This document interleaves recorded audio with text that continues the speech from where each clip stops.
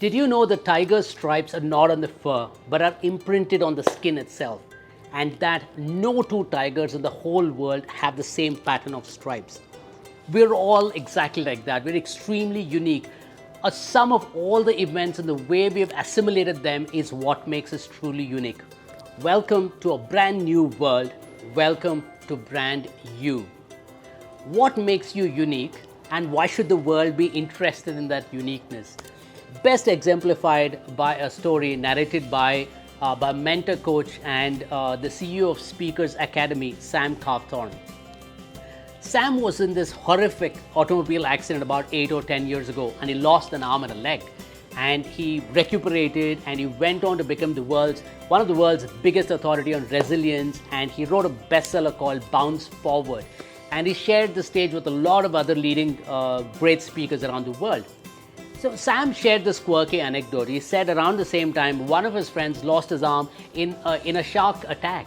And he said he had a far better story to say. I just fell asleep at the wheel and I lost an arm and a leg. Nothing great about it. So what happens to you is not so much the story. What you make out of it is perhaps a bigger, brighter, better story. Each one of us are cast in a different mold.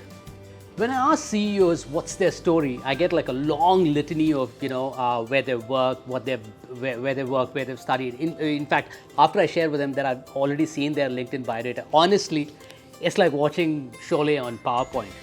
So when I ask them gently, hey, listen, are you the same person you were 10 or 20 years ago? They resoundingly say no.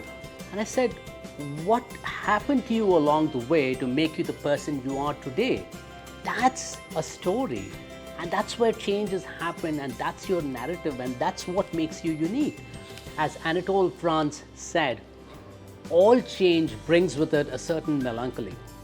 We must die to one life and be born to another.